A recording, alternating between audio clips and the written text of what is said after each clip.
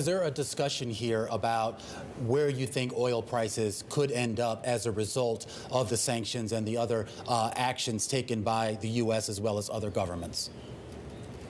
Look, we have looked in every case when we've looked at economic sanctions at two things. One, how can we partner closely with our allies to make sure that we are operating in a coordinated way, even when individual countries like the United States takes a somewhat different approach because of where we're positioned. We're moving out, and the president has prioritized moving in concert with our allies. Right. And the second is to closely analyze the potential impacts and the potential risks. That's something that we do for all of our actions, and none of these are without some risk and some consequence. Right. But I think if you look at the overall impact, the Russian economy is reeling as a result of these steps, and that's the intended goal.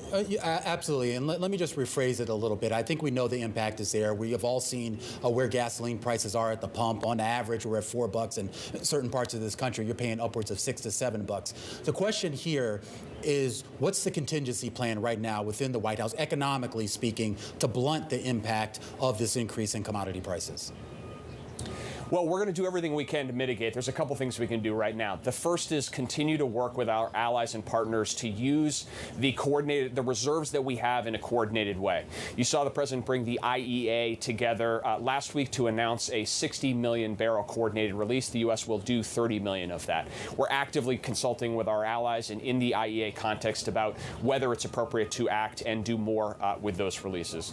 The second is we got to pay close attention to this market and make sure that even as we see this upward price pressure, we're not seeing anybody taking advantage of consumers. And so that's a second thing the Federal Trade Commission, the CFTC, will be keeping a close eye on. And to the point you raised earlier, working internationally and diplomatically to make sure that there is an adequate global supply on the market, including from those suppliers who don't have market-based economies.